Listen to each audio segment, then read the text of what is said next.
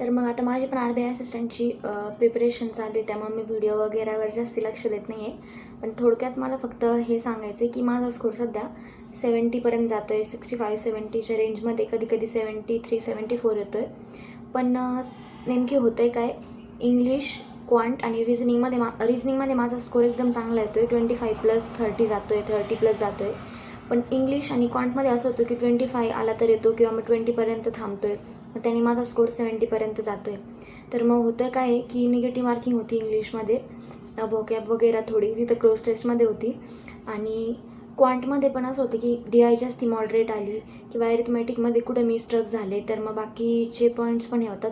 आणि जर स्पीड मॅथमध्ये असं झालं की नंबर सिरीज जास्ती आल्या, रॉंग नंबर, मिसिंग नंबर, आणि जे आपले स्पीड मॅथचे जे हे क्वेश्चन आहेत, ॲप्रॉक्सिमेशन, सिम्प्लिफिकेशन, हे कमी आले तर आपण थोडीशी पॅनिक करायला लागतो की आता ते आपण जे प्रॅक्टिस केली होती ते नाही आलं.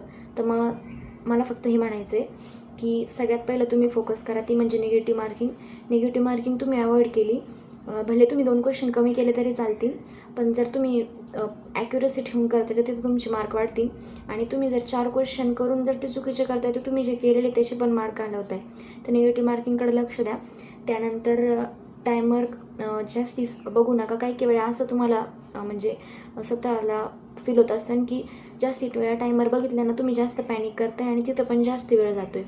तर मग टायमर कमीत कमी बघायचं आणि पॅनिक कमी करायचं की कसं पण क्वेश्चनमध्ये फक्त रेडी थांबायचं.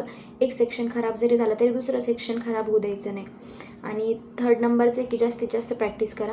मी पण DIची वगैरे प्रॅक्टिस करणार आहे. जरी DI ॲरिथमॅटिक मॉडरेट लेवल आली, स्पीड मॅथ वगैरे, आणि नंबर सिरीजची पण मला प्रॅक्टिस करायची गरज आहे अजून. जास्ती थोडे मॉडरेट पॅटर्न आले ते लवकर क्लिक होत नाही किंवा तेच मग आपल्याला तिथं असं वाटतं की नाही हे थोडं वेगळं असं करत करत आपण मग पूर्ण ब्लँक होऊन जातो. तर मग हे करू नका आणि प्रॅक्टिस जास्तीत जास्त करा. कट ऑफचा बघू आपण, जसं जाईल तसं जाईल. सध्या आपल्या हातात फक्त हेच आहे की आपण प्रॅक्टिस व्यवस्थित करायची, निगेटिव्ह मार्किंग होऊ द्यायची नाही आहे. आणि त्या टायमरसोबत सवय लावायची की कसं आपण व्यवस्थित करू शकतो. आणि सध्या खूप स्ट्रॅटेजी व्हिडिओ वगैरे येत असतील तर ते जास्तीत जास्त बघण्यापेक्षा फक्त तुम्ही तुमची प्रॅक्टिसवर लक्ष द्या. आणि एवढं तुम्ही करून बघू शकता. एखाद्या 2 मॉकमध्ये तुमची स्ट्रॅटेजी ती थोडी बदलून बघा. आपल्याला काय माहिती की ती स्ट्रॅटेजी केल्याने आपले थोडे नंबर वाढतील, तर मग ते पण तुम्ही करून बघू शकताय. नाही जर काही बदल झालेला दिसला तर आधी जशी करत होता तशीच चालू ठेवा. तर मग ही छोटीशी व्हिडिओमध्ये मला सांगायचं होतं. मी पण माझी प्रॅक्टिसवर जास्तीत जास्त फोकस करते आहे. आणि जरी तुम्हाला असं वाटत असेल की आपण स्ट्रक झालो आहे तर ते मॉकच्या लेवलनुसार पण होऊ शकतं. एखाद्या वेळी मॉकची लेवल खूप हार्ड येते, एखाद्या वेळी मॉकची लेवल खूप इझी येते. तर मग त्यामुळे पॅनिक करायचं नाही. जरी आपण आत्ता स्ट्रक फील करत असले तरी मग मल्टिपल सोर्सेस किंवा मल्टिपल प्लॅटफॉर्मवर मॉक टेस्टची लेवल कमी जास्त असते, त्याचा लोड घ्यायचं नाही. फक्त व्यवस्थित तुमचे अटेम्प्ट ठेवा आणि प्रॅक्टिस करत राहा.